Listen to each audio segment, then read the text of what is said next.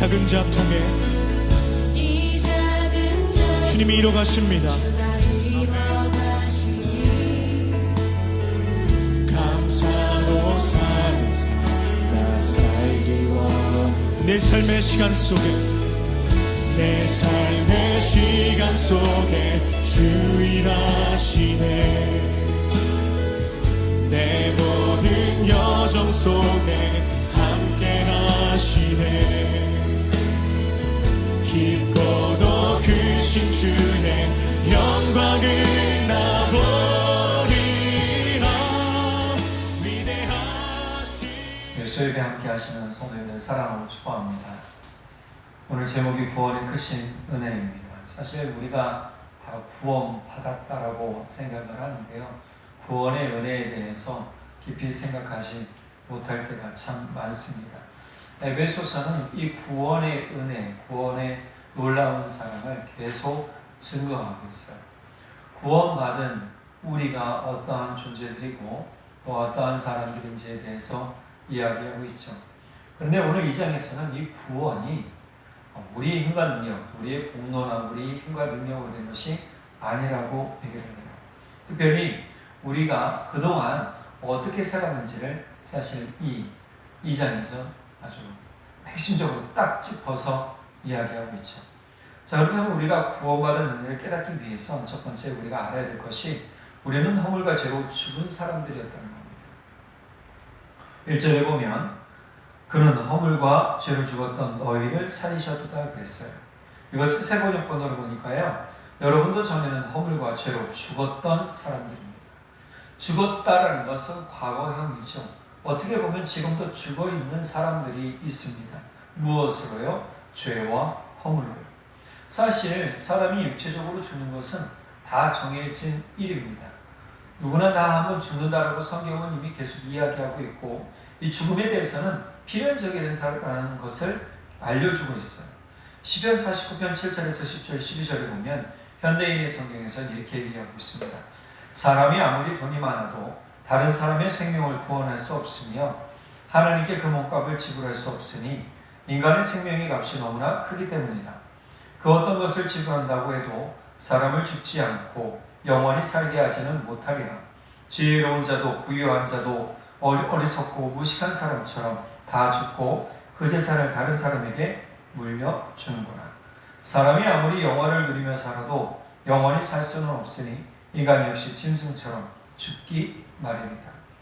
이 시편 49편 고라자손의 시는요, 우리 인생이 확실히 필연적으로 죽을 인생이라는 거예요. 죽을 인생이기 때문에 그래서 어떻게 절망적으로 살아야 되느냐, 그게 아니에요. 제가 어저께 고교차를 이렇게 걷다가 도로가를 걷는데 길가에 죽어있는 고라니를 보게 됐어요. 죽은 지 얼마 안 된 것 같더라고요. 그래서 길 가다 보면, 또 운전하다 보면 로드킬 당한 동물들이 얼마나 많아요. 그리고 수없이 들려오는 전쟁과 사고와 죽음의 소식들이 있어요. 뉴스를 보면 참 마음 아프기도 해요. 그런데 역사적으로 불쌍한 사람이 없고 영원한 사람이 없고 어찌되었건 사람들은 죽는다라는 것은 필연적인 사실이라는 거죠. 아무리 수십조 수천조 재산을 가졌다 할지라도 결국 죽음을 맞이하게 됩니다. 창세기 3장 19절에서는 하나님께서 이렇게 이야기를 하세요. 너는 이마에 땀을 흘리며 고되게 일을 해서 먹고 살다가 마침내 흙으로 돌아갈 것이다. 이것은 내가 흙으로 만들어졌기 때문이다. 너는 흙이므로 흙으로 돌아갈 것이다. 그럼 우리 인생은 다시 원 상태로 돌아간다라고 하나님은 말씀하고 계십니다. 자, 우리가 이처럼 죽음은 피할 수 없습니다. 그런데 아무렇지 않게 죽음은 상관이 없겠지만 앞서 우리 2장 1절에 읽은 그런 말씀처럼 바울 사도는 우리가 죄와 허물로 죽은 사람이라고 이야기를 해요. 우리가 인정해야 될 것은 죽음이죠. 그러나 이러한 죽음을 대하는 태도가 중요한 거예요.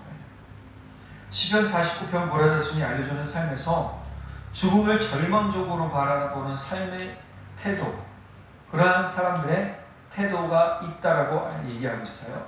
49편 13절에서 14절의 현대인 성경으로 보면 자신을 의지하는 어리석은 자들과 그들의 말을 인정하는 자들의 운명을 보아라.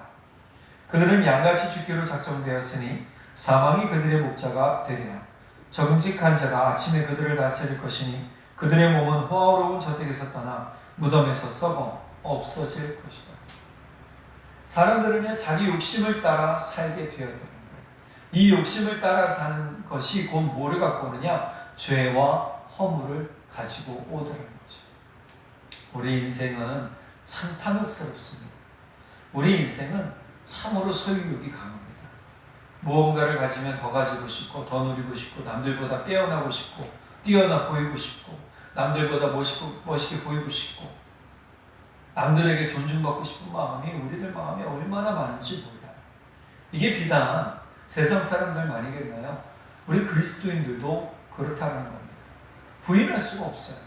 육체를 입고 있는 한 우리는 이러한 유혹들, 이러한 삶의 과정들을 거치게 될 수밖에 없더라는 거예요. 그리고 결국은 이런 것들을 통해서 우리가 믿음으로 나아가지 못하도록 사단은 막아버려요.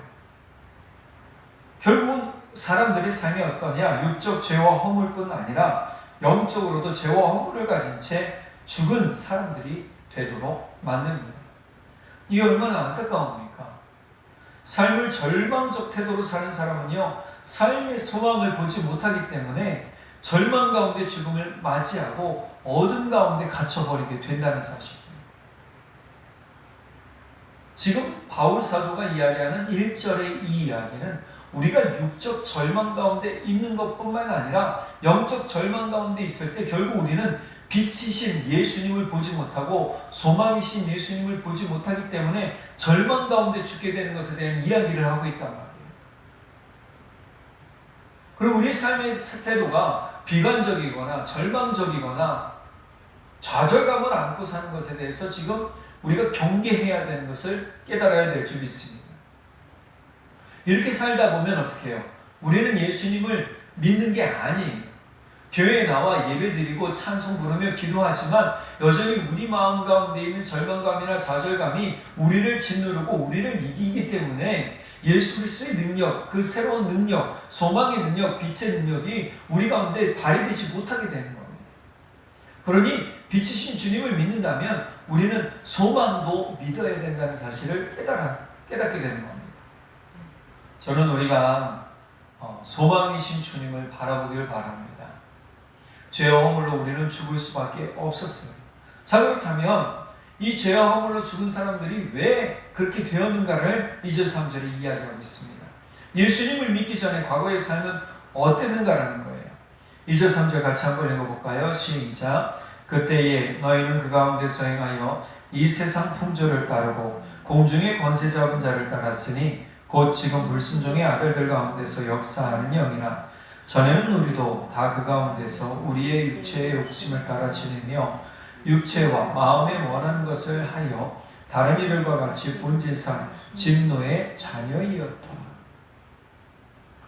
2절에 보니까 세상 풍조 따르고 또 공중 권세잡을 따르고 불순종의 아들들 가운데서 역사하는 영을 따랐다라고 얘기해요.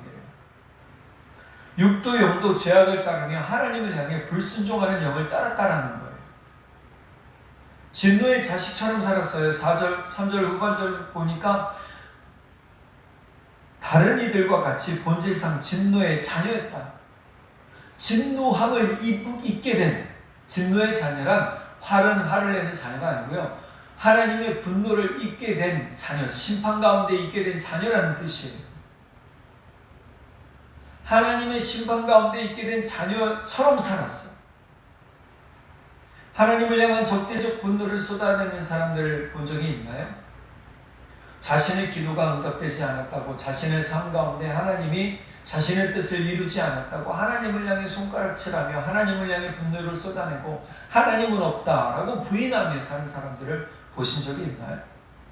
그들의 목소리는요, 무섭고 살기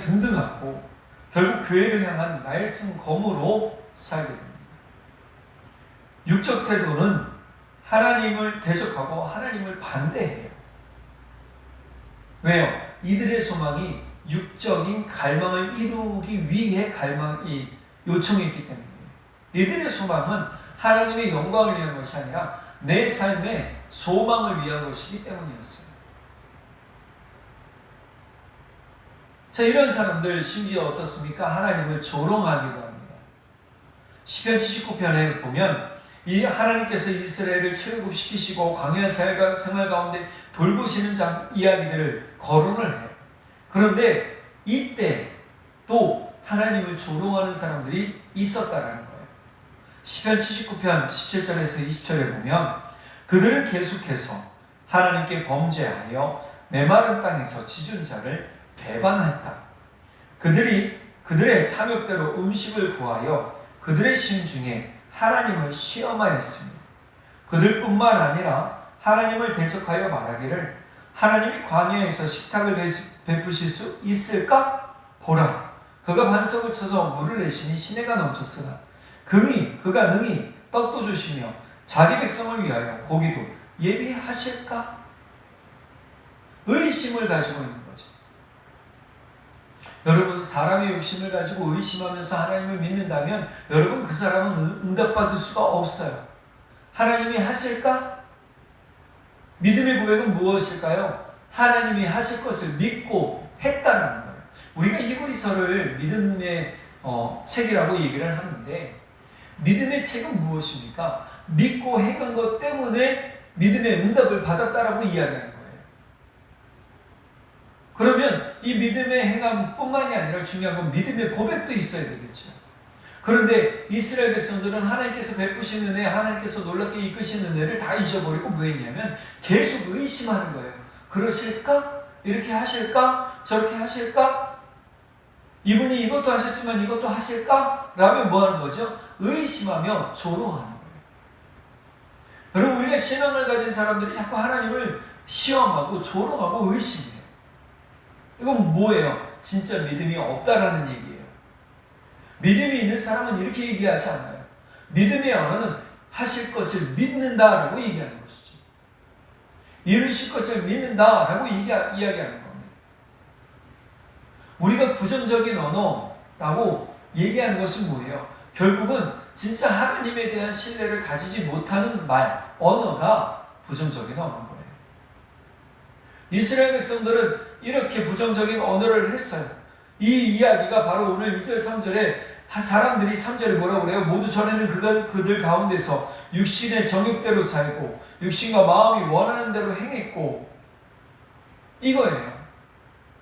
이스라엘 백성들이 하나님의 은혜를 경험했어요. 우리 이 땅에 지금 많은 사람들이 예수 믿는 사람들 중에서도 하나님의 은혜를 경험했어도 불구하고 그것은 과거의 경험으로 치부하고 앞에 나아간 새로운 소망을 뭐예요? 의심하며 나아가는 거예요. 결국은 받은 은혜가 사라져버려요. 그런데 우리가 여기서 깨닫는 중요한 사실 한 가지가 있어요. 그럼에도 불구하고 하나님은 자비와 사랑으로 우리를 살리셨다는 사실입니다. 십자가에 달리신 예수님을 조롱했던 사람들의 말을 혹시 기억하시나요? 마가복음 15장 29절에서 32절에 지나가는 자들은 자기 머리를 흔들며 예수를 모욕하여 이르되 아하, 성전을 헐고 사흘에 짓는다는 자여, 내가 너를 구원하여 십자가에서 내려오라 하고 그와 같이 대제사장들도 서기관들과 함께 희롱하며 서로 말하되 그가 남은 구원하였으되 자기는 구원할 수가 없도다. 이스라엘의 왕 그리스도가 지금 십자가에서 내려와 우리가 보고 믿게 할지어다 하며 함께 십자가에 못 박힌 자들도 예수를 욕하더라.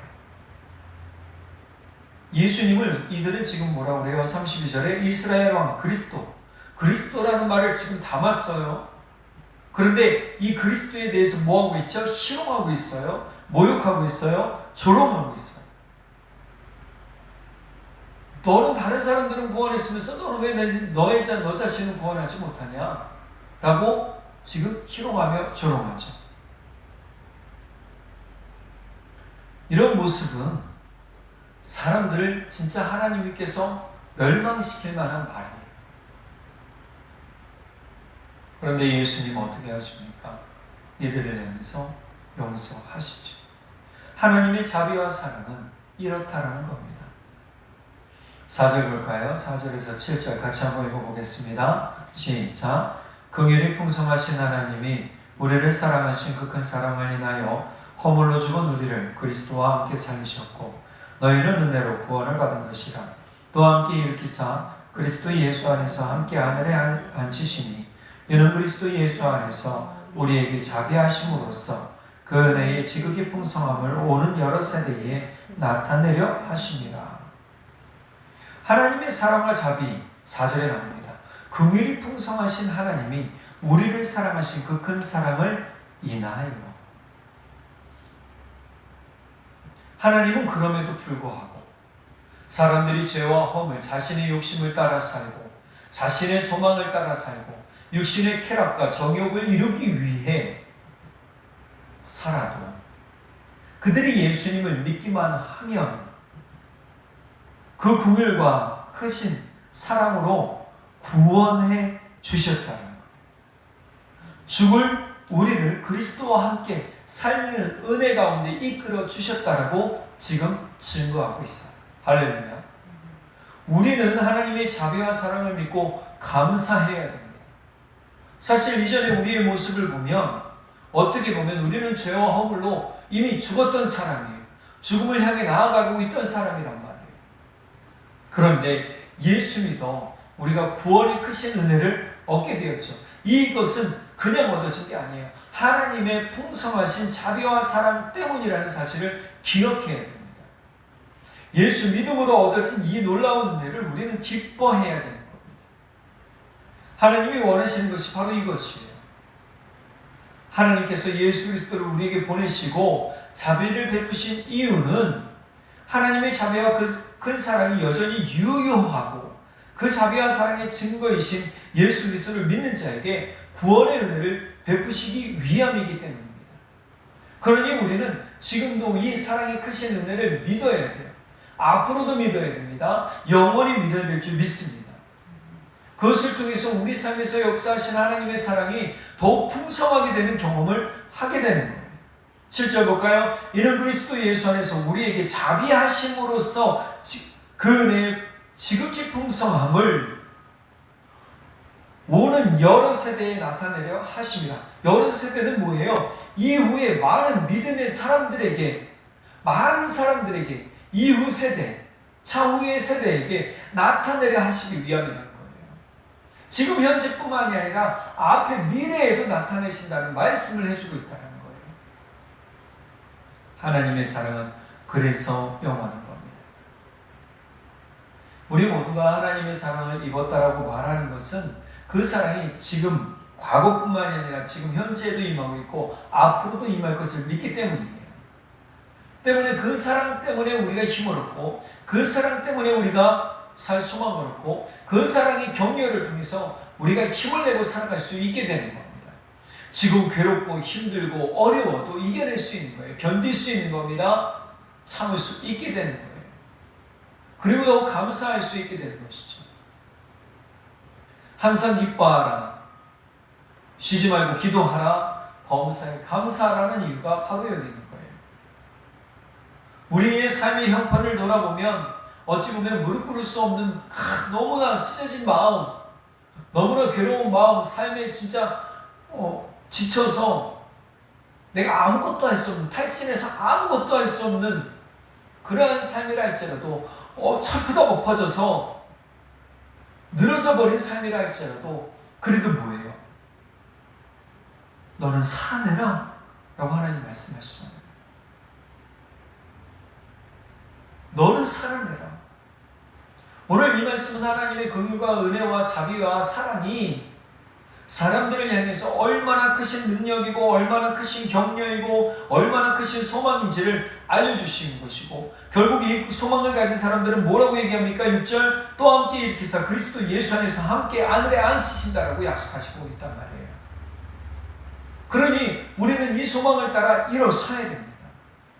우리의 주저앉아버린 맥이 풀려버린 무릎에 다시 한번 힘을 주고 일어서고, 우리가 부서져버린 팔처럼 되어져버린 그런 손이라 할지라도 다시금 손을 들어 하나님을 향해 손을 뻗어야 되는 것이죠.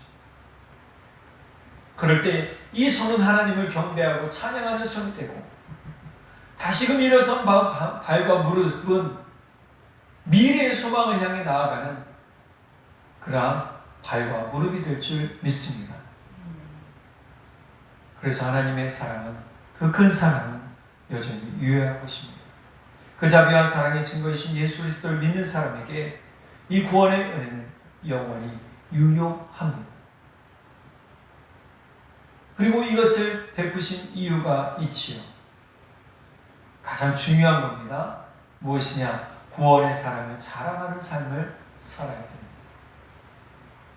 8절 9절 같이 한번 읽어볼까요? 시작. 너희는 그 은혜에 의하여 믿음으로 말미암아 구원을 받았으니 이것은 너희에게서 난 것이 아니요 하나님의 선물이라.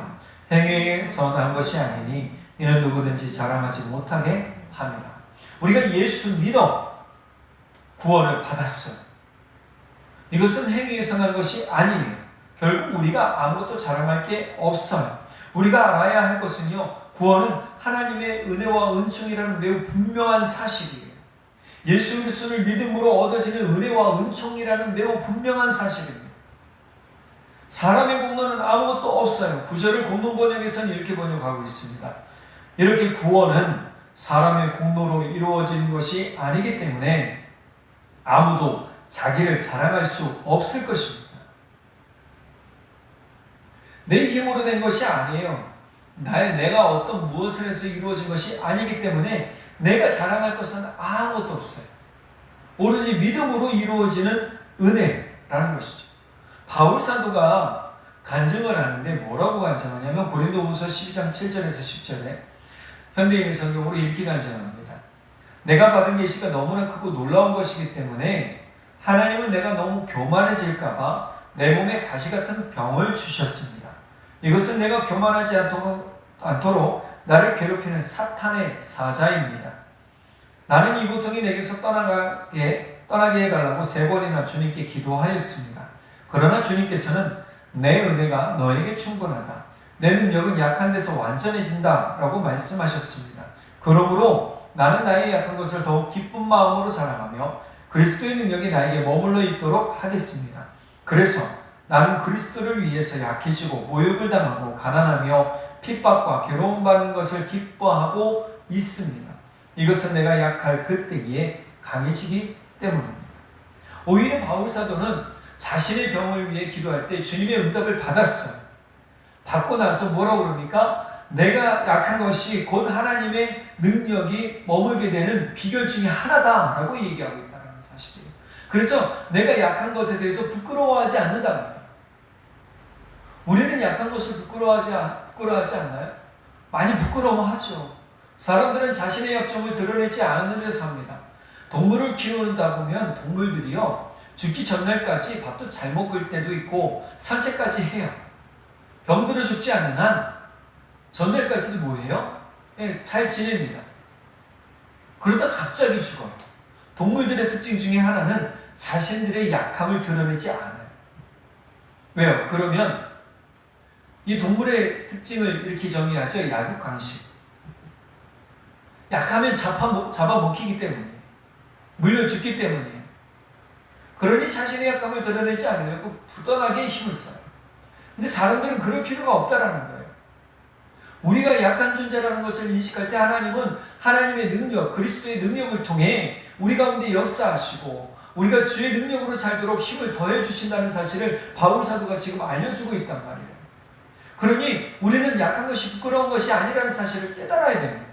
오히려 내가 약한 것이 하나님의 능력이 된다는 사실을 기억한다면 여러분, 우리는 내 약함을 더욱 자랑할 수 있게 되는 거예요. 내가 약하지만 하나님은 강하신 겁니다. 내가 약하지만 그리스도는 강하신 거예요. 할렐루야. 그 능력을 통해서 우리가 삶을 넉넉하게 이겨나가는 겁니다. 고린도후서 11장 29절에서 30절에 누가 약해지면 나도 약해지지 않겠습니까? 누가 넘어지면 나도 애타지 않겠습니까? 꼭 자랑을 해야 한다고 하면 나는 내 약점들을 자랑하겠습니다. 우리는 구원의 사랑을 자랑할 때 내가 힘이 있어야 구원을 자랑할 수 있다고 생각하고, 내가 돈이 많이 있어야 주님을 자랑할 수 있다고 생각하고, 내가 부자가 되고 내가 명성이 뛰어나져야 주님을 자랑할 수 있다고 생각하는데, 바울 사도는 전혀 그렇지 않다고 얘기하고 있어요.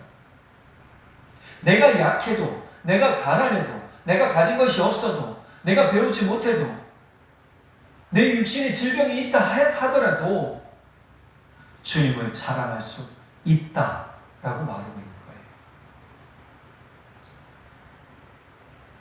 여러분, 내가 뭐 하면 뭐 하겠습니다 라고 말하지 마시기 바랍니다. 지금 있는 이것으로 말미암아 이 상황, 이 모든 힘든 어려움, 괴로움, 또 고난 가운데 있다 할지라도, 진짜 막막한 것 같고 답답한 것 같다 할지라도 주님은 여전히 나에게 크신 사랑으로 함께 하심으로 내가 이겨나가고 내가 주님을 찬양할 것을 고백하는 우리 모두가 되기를 간절히 바랍니다. 주님을 자랑하는 게 얼마나 기쁜 일인 줄 아세요? 하나님을 자랑하면요, 우리 예수님을 자랑하면요, 사람들이 주께로 돌아오게 됩니다. 우리가 1장 21절 같이 한번 볼까요? 모든 통치와 권세와 능력과 주권이 이 세상뿐 아니라 오는 세상에 일컫는 모든 이름 위에 뛰어나게 하셨다고 말씀하고 있잖아요. 누가 그렇게 만들어 주셨어요? 예수 그리스도의 이름을 하나님이 그렇게 만들어 주셨다. 그러니 우리가 주님을 자랑하는 삶에 더욱 기쁘고 힘있게 살아가야 될 줄 믿습니다. 바울 사도의 고백처럼 저는 저뿐만이 아니라 우리 모두가 약한 것이 부끄러움이 아니라는 사실을 깨닫고 더욱 기쁘고 즐겁게 살아가는 소망의 사람들이 되기를 간절히 바랍니다. 부끄러운 것 없습니다. 우리가 이미 예수 믿기 시작한 그 순간부터 우리는 주의 사랑 안에 능력의 사람들이 되었다는 사실을 기억하고, 우리가 주의 은혜, 이 구원의 은혜를, 기쁨을 더욱 간직하며 또 고백하며 자랑하며 사는 복된 우리 모두가 되기를 간절히 바랍니다. 기도하겠습니다. 사랑의 주님, 참 감사합니다.